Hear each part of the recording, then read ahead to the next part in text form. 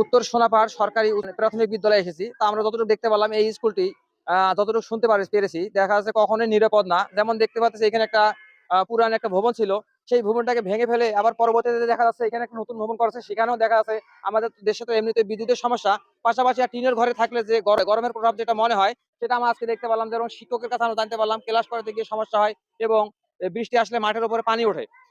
এবং যে ঘরটা করা হয়েছে বর্তমান সেই ঘরের নিচ দিয়ে পানি যাতায়াত করে। তা আমরা চাই যারা উচ্চতন কর্মকর্তা আছেন তারা অবশ্যই একটু এই উত্তর সোনাপাহাড় প্রাথমিক বিদ্যালয়ের কাছে দিকে আপনারা একটু সুন্দর সুদৃষ্টি দেওয়ার চেষ্টা করবেন। আমাদের বিদ্যালয়ে যে কিছু সমস্যা আছে সম্পর্কে আমি বলতেছি যে প্রথমত আমি যে দাবিটা বলতেছি যে গত পরশুদিন আমাদের বিদ্যালয়ে একজন ছাত্রী নুসরাত জাহান আবিরা সড়ক দুর্ঘটনায় নিহত হয়েছে। এটা মূলত কারণ হচ্ছে যে এখানে ফুটওভার ব্রিজ না থাকার কারণে যে বাচ্চারা এখানে যে আমাদের যে সড়ক আছে মহাসড়ক, এখানে দুই 4 লেনের মহাসড়ক, এটা পার হয়ে আসতে বাচ্চাদের অনেক অসুবিধা হয়। আর আমাদের ঢাকা চট্টগ্রাম যে মহাসড়কটা আছে ওটা, এই যে আমাদের এই যে ঢাকা চট্টগ্রাম মহাসড়কের পূর্ব পাশে ওই দিক থেকে আমাদের 150 থেকে 200 জন ছাত্রছাত্রী প্রতিনিয়ত এই বিদ্যালয়ে আসে। তো এইসব ছাত্রগুলা অনেক ঝুঁকির মধ্যে আছে এবং আতঙ্কের মধ্যে আছে। এখন এই দুর্ঘটনার পরে আমাদের বিদ্যালয়ে অনেক অভিভাবক তাদের ছাত্রছাত্রীকে আর পাঠাচ্ছে না। তো এইভাবে যদি চলতে থাকে তাহলে একসময় আমাদের বিদ্যালয় শূন্য হয়ে যাবে। এখানে কোনো ছাত্রছাত্রী পড়তে পারবে না। তো বিশাল একটা অংশ এখানে শিক্ষার অধিকার থেকে তারা বঞ্চিত হচ্ছে।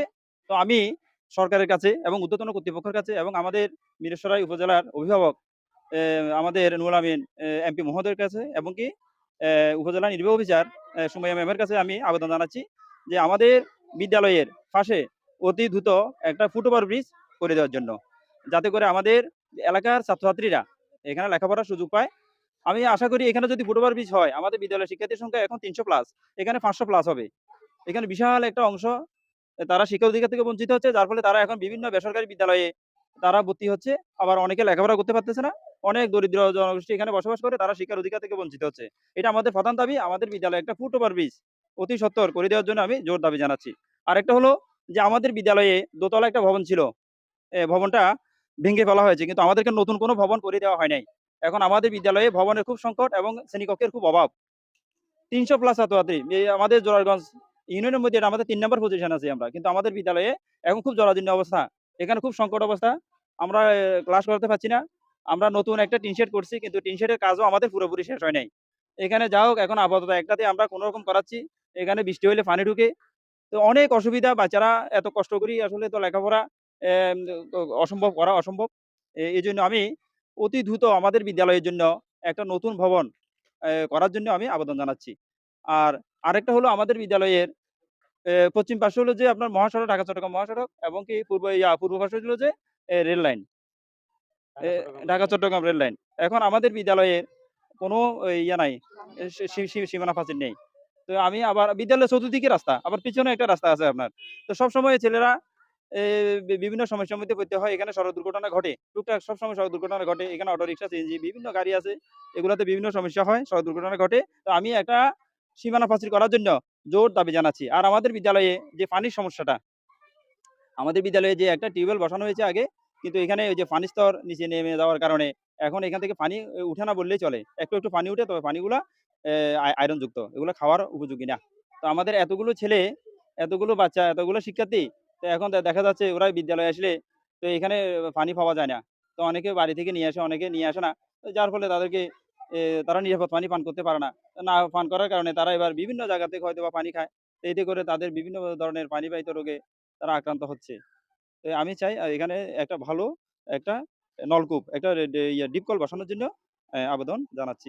এখানে শিক্ষক যারা আছেন তারা তো পিতৃ সমতুল্য মাতৃ সমতুল্য, তাদের নিয়ে কোনো অভিযোগ নেই। যে এখানে যারা কমিটিতে আছে তাদের ব্যাপারে অভিযোগের শেষ নেই।